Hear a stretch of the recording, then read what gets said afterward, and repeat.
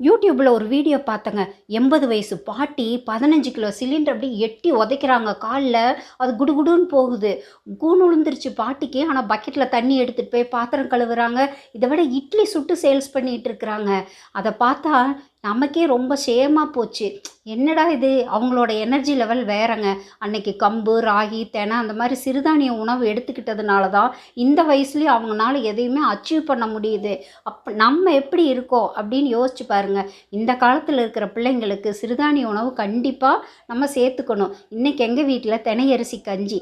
தினை அரிசி பார்த்தீங்கன்னா, லைட்டா இந்த மாரி மஞ்ச கலர்ல இருக்கும். அதோட ஸ்கின்ன ரிமூவ் பண்ணிறணுங்க.